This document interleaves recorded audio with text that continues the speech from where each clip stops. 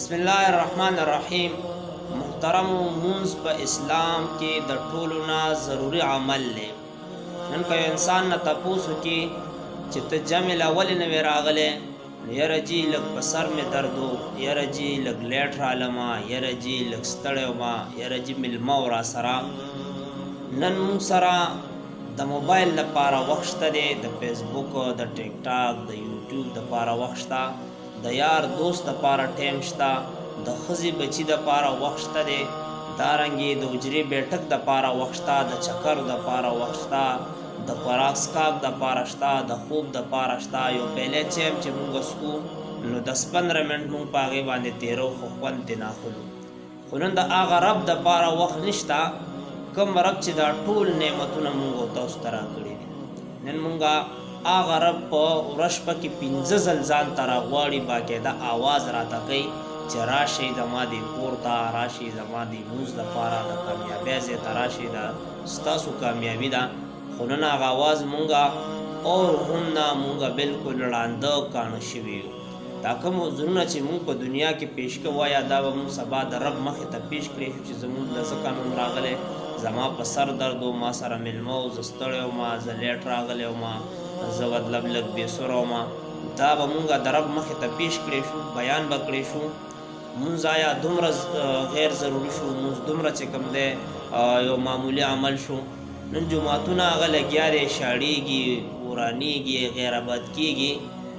نن زمونږ په جماعتونو کې چې کوم دی هغه رشه هغه په نظر نه راځي. داسې خلک شته په 24 ګنټو کې یو مونځونه کېږي، داسې شته د هغې ورځې بې مونځه تېرې شي، هفتې بې مونځه تېرې شي، میاشتې تېرې شي.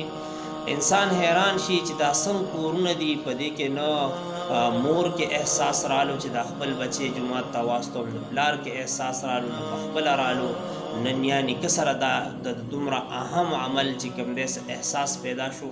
دا څنګه کورونه چې د دې انسان په میاشتو میاشتو چې کوم دی جماعت ته رانشي. دا څنګه مطلب دا دی خلک د دې کې بیخي احساس چې کوم دی دا مړ شوی دی. مونږ ولې بوج ګڼو؟ مونځ کې څه تکلیف دی؟ نه په دې باندې پیسه لګي، نه په دې کې زیات مشقت شته دی، نه په دې کې څه تکلیف تا ته میلاویږي، نه په دې باندې څه زیات ټایم لګي. بیا ولې مونږ دا مونځ په ځان باندې بوج ګڼو؟ مونځ بوج نه دی. مونځ چې کوم دی دا د الله سره د خبرو کولو یو ذریعه ده، د الله د ملاقات یو بهانه ده. دا خو د کبر رڼا ده، دا د پل صراط نور دی، دا د انسان دپاره حجت دی، دلیل دی، برهان دی.